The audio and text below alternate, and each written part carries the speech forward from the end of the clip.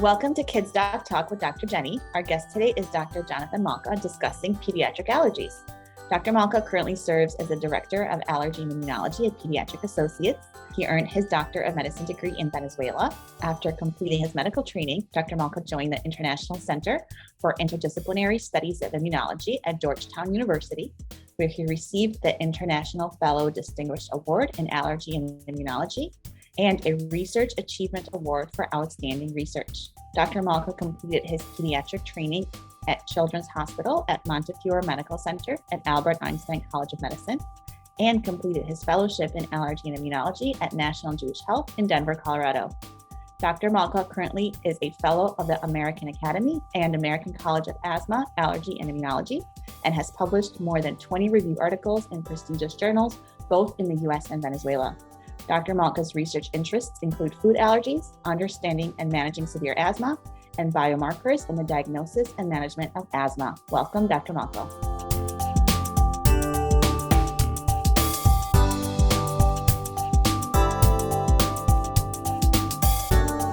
Welcome to KidzDocTalk with Dr. Jenny. Dr. Jenny is a board-certified pediatrician and is the Director of Telemedicine at Pediatric Associates. Hi, Dr. Malka. Thank you so much for joining. Hi, Jen. How are you? I am good. I'm excited to talk to you about allergies. So let's go ahead and jump right in. We see obviously a lot of kids with allergies. And why is it that we think some kids develop allergies and some don't? Because, right, even in a family among siblings, it may not be the same for everybody. Right. That's a great question and one I get asked a lot. So it's interesting because there's always a genetic component to any disorder, and allergies does not avoid that genetic implication. In addition to genetics, so having one parent with allergies usually gives you the gene of allergies in about 40% of the cases. So having two parents with allergic disorders, you get 80% chance of developing allergies. Now, allergies can manifest in different ways. The father may have asthma, the child may present with eczema or food allergies or asthma itself. So it doesn't have to be the same disorder. If a father has food allergies, doesn't have to be the same food. It's actually not common to have the same food allergen as the culprit for allergic disorders.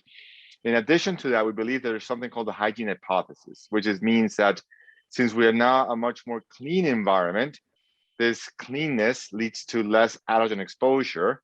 So this Western society and cleaning our hands more, playing less with dirt, leads to an immune system that does not get exposed enough. And then we have the immune system's got to get busy somehow.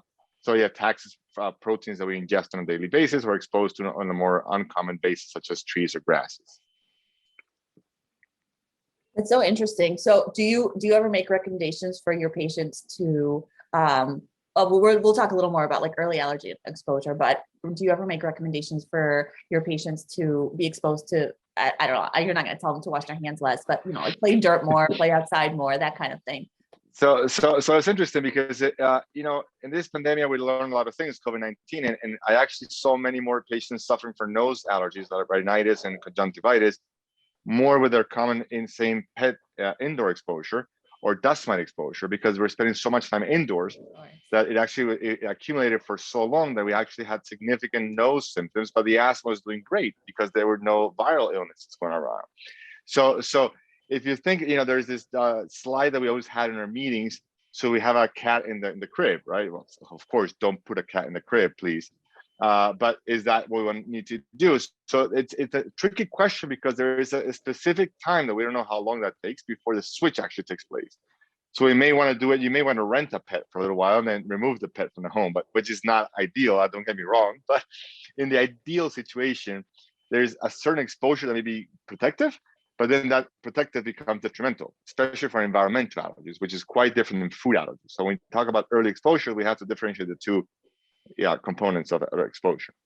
So interesting. So we'll talk more about food early allergy exposure, but before we get into that, what are some common allergies, like the most common allergies that you see in kids? So the most common allergies in food. So if we talk about allergies in general, we have to talk about this term called Atopic March. I call it marathon of allergies. I call it what brings patients to my clinic at different stages of their life. And they are basically, the Atopic March starts with the eczema. So there's a belief in our community that eczema is caused by a food. I cannot tell you how many times I've been asked, what is my child eating that's causing the eczema. And out of 10 patients with eczema, only 3 are food-driven disease, and 7 are not a food-driven disease. It's more of a disorder from within. It's a skin deficiency that leads to the development of allergies because of exposure through the skin rather than through the gut. So if you have eczema, which comes early, then the eczema it's likely to predispose you to food allergies early age, because you start to introduce foods about 4-6 months of age or 8 months of age. And those foods then most common food allergies in children are milk, egg, wheat, not so high, but it's still there, peanut. Then peanut's a legume, is not a nut, that we get very confused with that. But the peanut patients, 30% may have a tree nut allergy, and that's almond, cashew, pistachio, walnut, pecan, hazelnut. Since we have much more Nutella, for example, in their community now, hazelnut has become much more prevalent because of exposure in the environment. And then you add sesame, sunflower seeds. We're doing much more Mediterranean diet, so more sesame, hummus, tahini. Mm-hmm. And then you have fish and shellfish. So to summarize, it's in children, the top 3 would be milk, egg, and peanut. And there comes the tree nut story, and then fish and shellfish.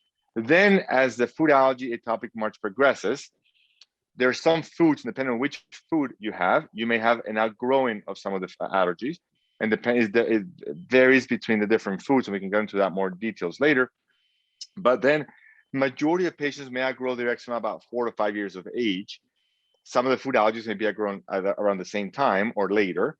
And then as you get exposed to the environment and repeated exposure to environmental allergens, aka dust mites, cats, dogs, cockroaches, trees, grasses, wheat, and mold, then your body starts to learn not to like those allergens, and then you have the asthma component or the rhinitis, conjunctivitis. So that comes about between 4 and 7 years of age. So you tend to outgrow one, but then the other develops.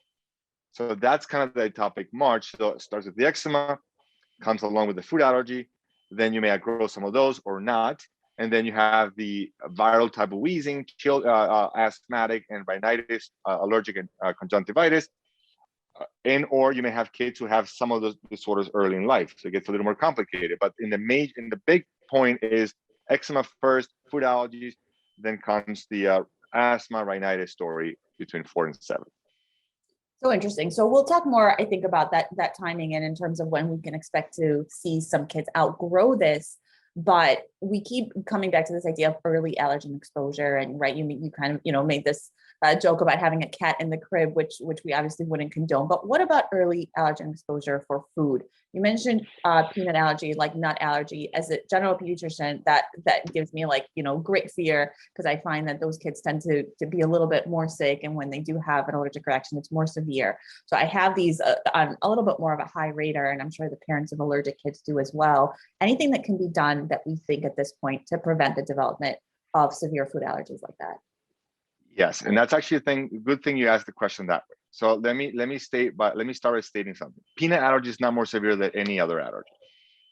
All right. Now, it's more common in our society, yes, but more severe, no. If you ask me, and you ask, I think, any allergies nowadays, I think we fear that peanut is not the biggest fear we have anymore. It's actually milk. Milk is the most fearful reaction that we have in general. So it's quite interesting, because milk is the first thing we give when we give formula, right? But there is a significant, important aspect about the early introduction, and I kind of mentioned it when we spoke about the atopic march. Children at risk are children who have atopic parents, meaning allergic parents. And we went back to the question about the 40% I said earlier, right? So if you have a family who's at risk of developing allergies, this is the child you want to make sure you introduce the foods early. So the ideal exposure will be 4 to 5 months of age. You want to introduce to like any other baby, right? Which you tell me as a pediatrician, although I'm a board certified pediatrician, I don't do this every day, I kind of forgot. I believe is going to be fruits and vegetables and those little things. Okay, good. I still haven't forgot that one. So the idea is you want to start motor development, right? So you start to develop a good motor skill, and then you go introduce the foods, right? You can introduce milk and cow's milk formula. You can discuss with the pediatrician. There's some data to suggest that maybe hydrolyzed formulas may actually be beneficial as well. And that's a whole different conversation. You can start with the egg.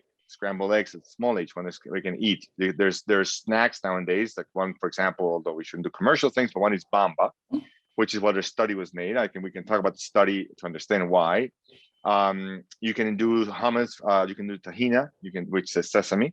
You can do fish. There's actually no age for fish. And the Academy of Pediatrics has changed over time. There was really no good reason why they kept saying delay, delay, delay. There was no evidence for any of that. Now, I always tell parents, and the last thing I want to do to a child is test for no reason, because the testing is not very accurate. So I tell parents, look, it's better that you go home and give the food than actually not to give the food. But you said to me, well, I'm very nervous to have a peanut exposure, right? And I would suggest that's the opposite. In children, the risk of a severe reaction is quite rare. And the data shows that the first exposure to the food, it's not going to elicit a severe reaction. So if that was the case, we all have to leave literally the nursery with an EpiPen, right? Because you would fear a reaction at any point in time.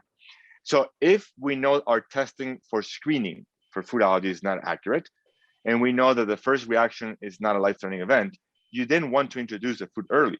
The likelihood is either you're going to have a mild reaction that I can tell you right off the top of my head. Many patients, I ask them, what do you do when you have a reaction? And the majority say, I just put him in the bath and went away. Literally, they just give him a bath. And to my knowledge, water has no Benadryl in it. So you're not really treating and it goes away. So the majority of them actually goes away on their own. So if you have that reaction that's mild, then your chances of not having a reaction is actually quite high. But if you have the benefit of introducing that food early, will significantly outweigh the risk of delaying the reaction. Because why is peanut such a prevalent allergy? Why do we have such fear? Because we ingest a lot of peanut in our country. In the US, I think is the biggest consuming peanut butter country in the world. So we know that exposure of peanut butter in the home, micrograms of peanut dust in the home, in going through a patient with eczema that has deficiencies in their skin, which they will be more permeable, literally like this. When the peanut comes the wrong way, it comes to the skin rather than the gut, you're going to produce an allergy when you eat it. So the more exposed you get to the wrong barrier, the more likely you're going to react. So if you give it in the gut, that you produce memory, and those memories stay with you, and they actually are going to be almost lifelong that we know of, you will not develop an allergy if you keep eating the food that way. So don't be afraid of giving, be afraid of not giving. Now, if you gave and you had a reaction, stop and seek medical care before reevaluation, before reintroducing again, but not the first time, not if you had no symptoms when first given. So would you recommend, it sounds like that you recommend kids who we think might be at risk for developing allergies, either based on sort of their atopic situation at the time at 4 to 6 months, or because of their family risk factors, those are the kids we should be focusing on early introduction of foods that, right? That 100%. When I'm sure the mother is pregnant, for example, and I see their sibling, and I don't want to say you're pregnant and just not pregnant, which I've made a mistake in the past, so I'm very careful. I actually go through that process of educating them on how to even introduce. There is some data to suggest that if you supplement your breast milk in the first 2 weeks of life, you have a significant decrease of developing food allergies that if you introduce the same milk after 2 weeks of life. So I'm not saying everyone should, I'm not suggesting go against breastfeeding. 100% breastfeeding is always the most protective effect, but supplementing early for those at very high risk may be of significant value, even for patients with milk allergy. And 2 weeks is a big difference, by the way. The first 2 weeks of life versus 2 weeks of life makes a humongous difference in 2 studies. Okay. So it sounds like there's really we have some tools to try to prevent the development of allergies, right? And it sounds like early exposure is really the key, yes. Or rather early exposure in the correct way, right? Through the gut and not necessarily through another barrier. Anything else that you recommend that we should be doing as parents or as general pediatricians advising our parents to do to prevent the development of allergies? So I would say it's not only just giving it and say, oh, he had it and forget about it, because that happens a lot. And then you stop giving it and maybe you give it 3 months later. And then 3 months later, you will start to have some symptoms when you re-expose. So it's not only just introducing, it's actually keeping it in diet. It's very important. Not every single day, but at least a couple times a week you want to give it. And there's a lot of ways to give foods nowadays. For example, tree nuts in babies is a choking hazard, right? If you don't want to give an almond, Right. Nor you can give almond milk because your kidney is not ready for that for preparation.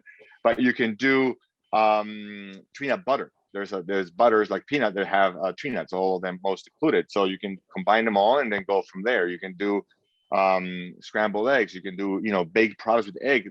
Start to give them early, and that could be one of the best ways to have it. Now this is interesting because in studies it's simple to say, right? We do this and it gets better, but the reality is the first time you're a parent, you may not have a reaction or you may not know this, but then you have a sibling with an allergic condition and you want to have the little one to not have the same condition, right?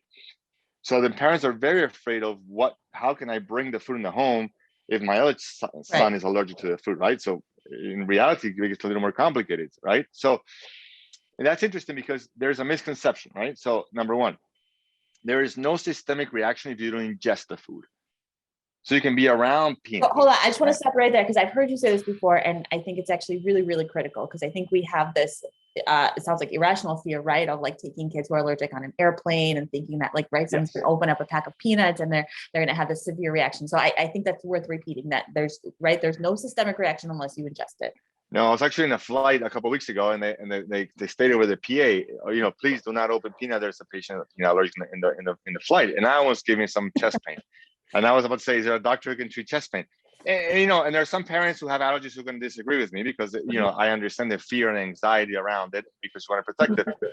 I can argue and say, look, it's safe, better not to eat the peanut, and if you're a parent with a peanut allergy, because again they bring in planes. You don't have to fear someone else opening the peanut, right? What you really need to do is clean the tables and the areas where you're going to eat or your child may eat in case there were traces of peanut there. That's actually more dangerous than actually someone opening a peanut around you. So there is no systemic reaction unless you ingest the food. Now, if I rub the food on your skin, you may get some reaction there, right? But that's a local reaction that goes away on its own. Put some, clean it, soap and water, make sure the child isn't putting it in his mouth.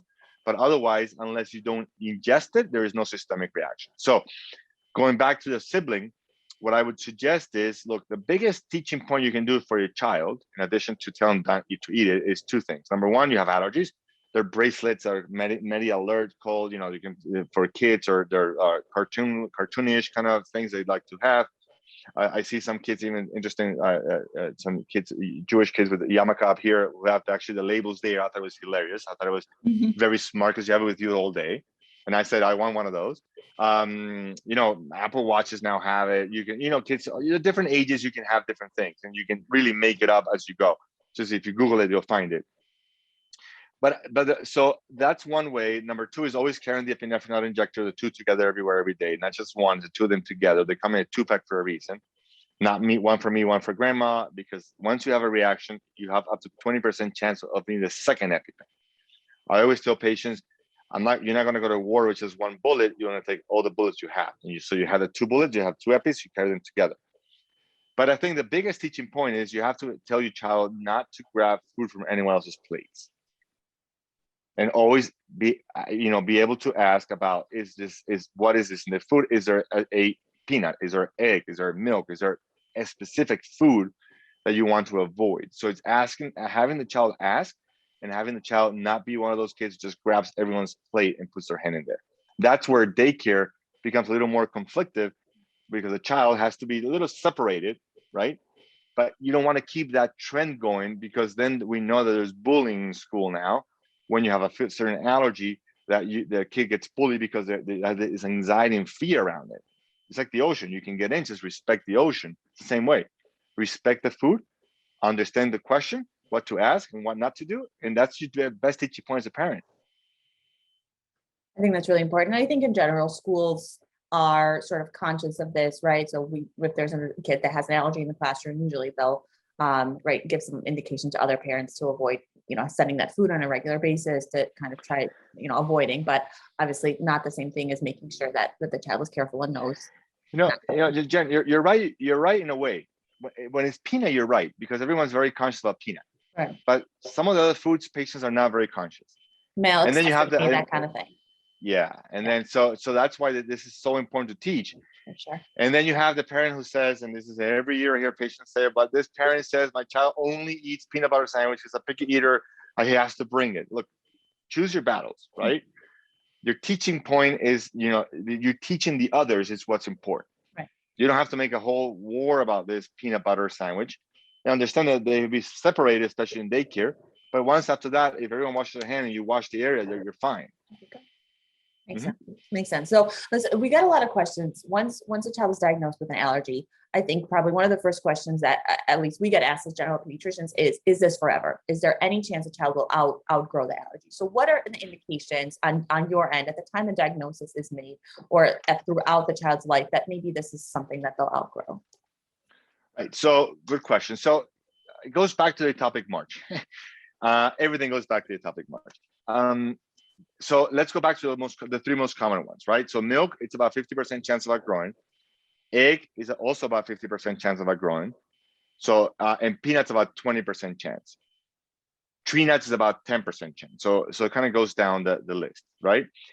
Now, we have known to have many more food allergies, but we have also known that they're actually lasting longer. So it's a double whammy.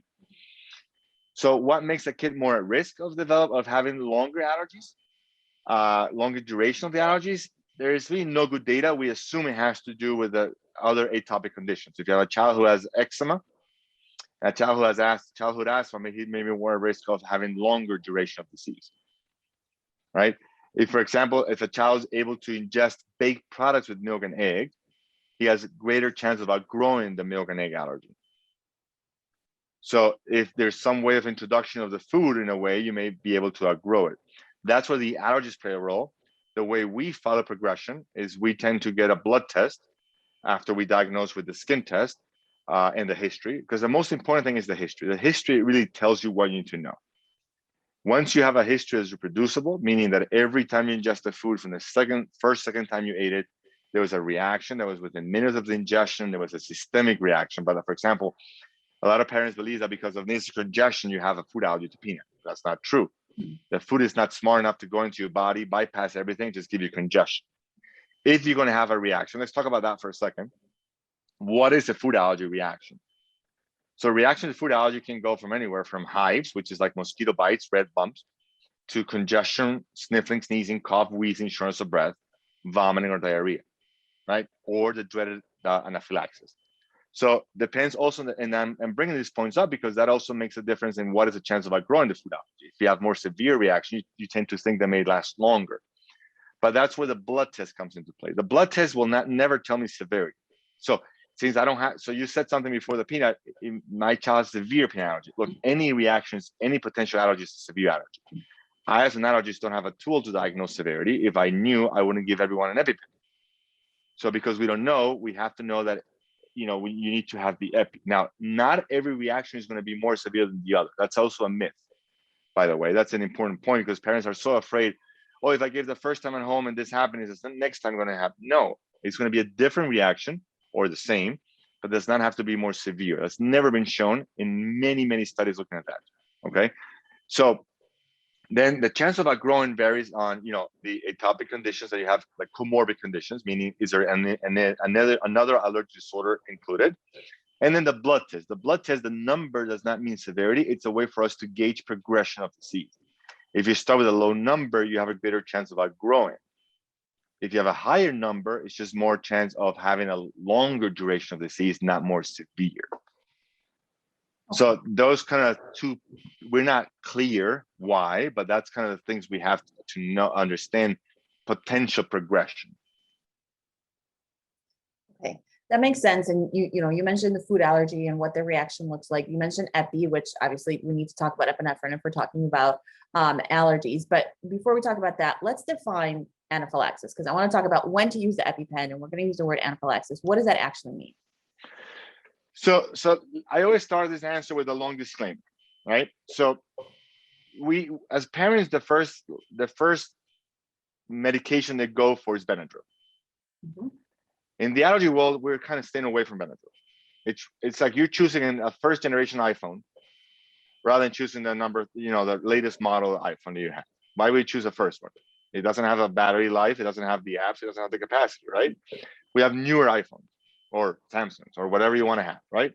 So we choose a newer one. So we can use other non-sedating, meaning non-sleepy, non-lethargic antihistamines, right? Such as Zyrtec, cetirizine, Allegra, Claritin, you name it. They work as well as Benadryl. We can stay away from Benadryl. So that's the first rule of thumb.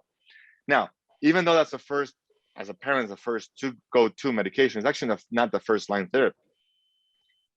Why? Because if you delay, the use of the epinephrine becomes less effective. Number one, disclaimer. Number two, if you needed the epi and didn't give it, a lot can happen, including death. If you gave the epi and didn't need it, nothing will happen. You'll just have a few nightmares, but your child will be safe, right? So with those disclaimer, I would suggest, look, if as a mother or a parent and you have maternal instinct, and I say that the paternal instinct or maternal instinct is significantly as a great tool, you think this is an epinephrine reaction, you give it. Don't mess around, your child will be safe, give it. That's the safest bet to have, right? You can add an antihistamine at the same time, but it's not the first line of treatment. All right, so what is a reaction? Epinephrine reaction, you can give it for anything. If you have hives, if the child cannot speak and it starts going like this to his neck area, he's telling you, I'm itchy here, I may be having difficulty swallowing, give the epi. If the child starts drooling, coughing, that's when you give the epi. If you know there's ingestion of a particular food that may have had a reaction. If you don't know what the child ate and there's just maybe localized bumps or hives and there's nothing else, a little congestion of the nose, you're not sure, you can give the antihistamine. But if you notice that progresses, you give the epi, and then you seek medical care. Anaphylaxis is a dreaded, not very common, but potentially happening of a reaction that may happen, which is basically when you have two or more organs affected, meaning you have hives and difficulty breathing. You have hives and difficulty swallowing. You have hives, difficulty swallowing, and drop in blood pressure, right? Where the patient kind of starts to get blue or pale. That is anaphylaxis. It's the end spectrum of everything. But there are few stages before that if you just wait for anaphylaxis to occur and the other steps took place before and didn't give the epi because you were waiting to see all the signs and symptoms, you're going to miss the boat. So give early rather than waiting.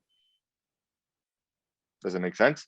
That makes sense. So it's funny. It's Actually, scary. I had a patient just this morning, and it was somebody who had an allergic reaction. I was calling to follow up with her, and they didn't give the epi. So mom said, I was so nervous. I've never given it before. I'm not sure when to give it. So I want to go over that. Like, how do you counsel patients that are nervous? Because I think it's probably a very big deal to have to administer this, or they feel like it's a huge deal. But I told her, I've never seen anybody regret giving epi. You can regret not giving because, as you said, that could lead to death, right? But I've never had anyone give it and then being like, oh man, I should have saved it. That it really doesn't happen. So it sounds like you're in agreement. You want to err on the side of caution for this, but I think it's a big deal. It's a scary thing to give the epi. So how do you navigate that? Like, if they're nervous, they're not sure. I think I think it's stating the fact that, look, it doesn't hurt as much as you think it does. It's just a quick needle. It literally stays there for 3 seconds, which is actually less than when you give a shot. Right, and when you give any vaccines, I think it stays longer until you inject all the material. This really flies in. The adrenaline of the patient having a reaction, he's not going to have the pain that you think he's going to have. Right, the pain is going to be almost non-existent for them. So, and again, you will not make the wrong decision if you gave it. No one can blame you for giving. Understand that you're not guilty for giving it. You're not hurting your child. Your child will not have nightmares or have everything started to go downhill because of a potential epi injection. It's likely not going to be the case. So don't have regret about he didn't need it. You will never know if he didn't need it, right? So when you buy a car, you buy the one that has all the seatbelts and all the airbags. When you buy the stroller, you buy the one that has the best safety rating, right? You buy everything for safety for your child. You're doing exactly the same thing. You're providing safety as a caregiver. So there's no wrong answer when you gave it. So you mentioned that it comes in a pack of 2 for a reason, and it's not one to keep and one to give to grandma. So I think that's an important thing to focus. So why do we need to give one and then we wait? Because I think I always think of, like, if you give it, the next step you should be doing is calling an ambulance. Because if you gave it, you need to go to the hospital. So a lot of parents actually tell me that they didn't want to give it because they didn't want to go to the hospital later. Right, And exactly. that's right. That's a true statement. So look, I think what you do in telemedicine, I think is a great platform for this, I would suggest, right? Why?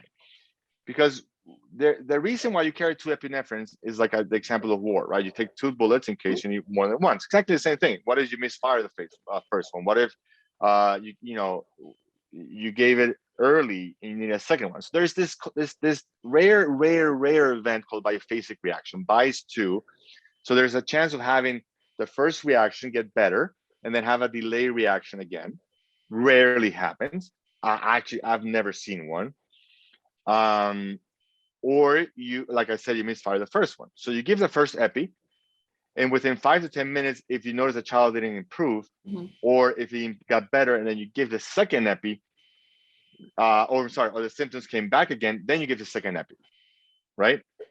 Now, the story with the ER has somewhat changed, right? And this is, again, we have known for this biphasic reaction, which as I mentioned a second ago, to be rare. And then COVID came in. And then when COVID came in, the guidelines said, look, guys, you may not need a second epi, right? You may not need to seek ER medication, right? So that's where I think telemedicine can be a great tool. So I think if you have concerns, right, you give it, you call telemedicine, you have a provider put some eyes on you, and then you would give the antihistamine. And that goes back to what I suggested 5 minutes ago. Don't give the first generation antihistamine, Benadryl, because the kid will be sleepy. You can't ask any questions. You can't see how they're interacting. They're going to get sleepy, and then you don't know if it's because they're getting sicker or because of Benadryl's working. Exactly. Yeah. So Zyrtec or Claritin or Allegra or Zysol would work as well, and not even or better. And you have a child who's responsive. It's 5-6 years of age. He can respond. He can talk to the provider face to face. Now, so that will be the approach. And you can seek medical care by having someone observe you, and then maybe have a second observation a few hours later. Now, if you have a delayed reaction, then you give a second, and then you should seek medical care immediately, right? So, but you have time, and you don't have to go to the ER right away. You can seek telemedicine appointment as an assessment tool. And I think that's actually a significant great platform to do. I think that's important because I agree with you. I think part of the hesitation to give the epi is I can't go to the ER. I have to coordinate. Right? I have other kids at home, and that has changed. Okay. Right. Mm-hmm. That's important. Okay. So a lot of parents ask us, one, when will the kid outgrow the allergies? We talked about that. And number 2, can we test for allergies, right? Sometimes we just give the diagnosis of seasonal allergies, and right, we don't necessarily want to refer to an allergist such as yourself, but sometimes parents push and they say testing, right? Should always refer, but parents will push, right? Because they want testing, they want to know what they're allergic to. I don't know that there's always utility for that. So number 1 is there always utility for that? And number 2, is there an age that is too little, or that we really shouldn't be doing it? So I hear a lot of pediatricians say you have to wait until 3. I don't know where the number came from, right? So I think if I can be annoying again, it's Atopic March. So why I said Atopic March? Because number 1, I said environmental allergies develop later in life, right? So there is some saying, okay, if you wait, you may pick up more environmental things. I agree with you, right? But if you evaluate them early, if they have a significant history, let's say, for example, let's forget food for a second. Let's talk about environment for a second again. If you have the wheezer, if you have the kid who wheezes a lot, who's coughing a lot, who's getting sick a lot, you want to have like an asthma type of cough, right? So if the child has those type of symptoms and has environmental allergies at an early age, which I could test at any age I want, 1, 2, 6 months of age, doesn't make a difference. You can test whenever you walk to my door, you can get tested if you needed to. Not saying everyone's going to get tested, but I'm saying is if you need to, you will get tested. But understand that for environmentals, finding early positivity, it guides us to say, this kid is more at risk for something else later. We can do some preventive treatment or not treatment or preventive avoidance. It's more important to say. Now, but I have to understand that the early test will not be definitive, meaning he may develop other allergies as he gets older because, again, you get exposed to environment, it takes longer to develop. Okay, so you can test, understand it just may not be the end story to your environmental allergy, right? You may have trees at the beginning of the age, but you may have more grass when you get a little older. You may have to repeat it later in life. Now, if you take the food part out, right? So let's go back to food now. Forget environment because they're different. I mentioned before, you don't want to test unless you have a good history. So some parents want to come in, they go back to the eczema story. My child has eczema, and what is he eating? Test for everything. It says, no.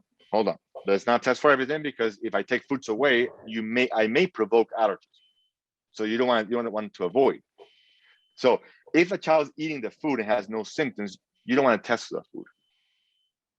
If the child has not eaten the food, you don't want to test for that food because there's no history. So I may give you a false diagnosis because the testing is literally 50-50 for food, screening for a food allergy.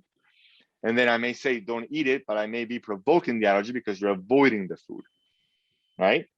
Now, food testing becomes much more reliable when you have a history. So they said, for example, your 5-month-old, 6-month-old, you gave peanut the first time, he had some hives, you test, that's a positive test.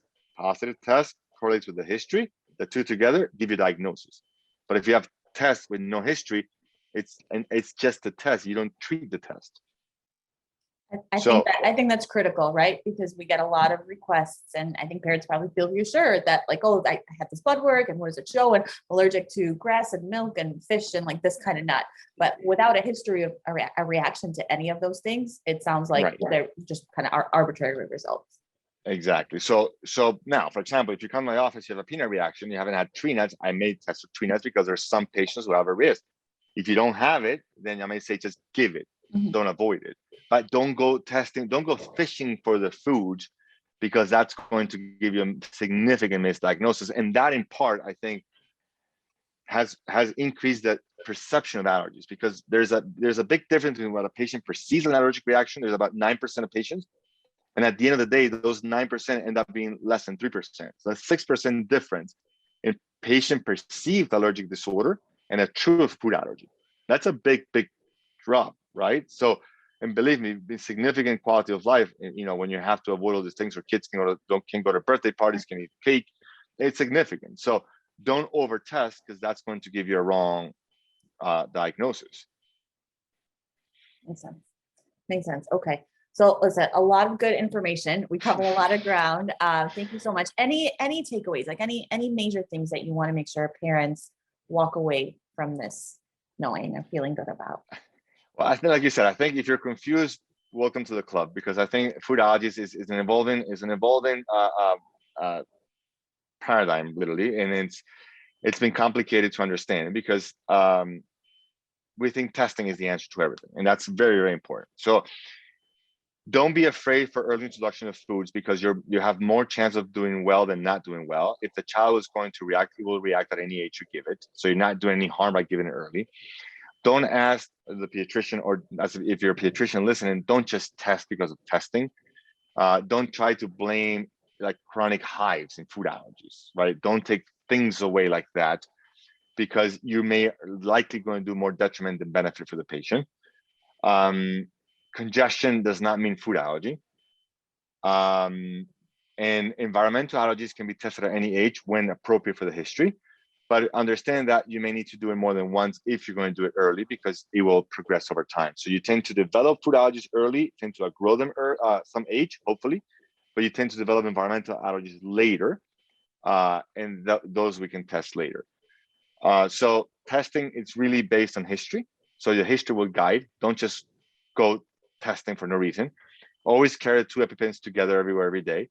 And think of EpiPen as a first-line therapy, not the old generation Benadryl, which I would suggest we stay away from.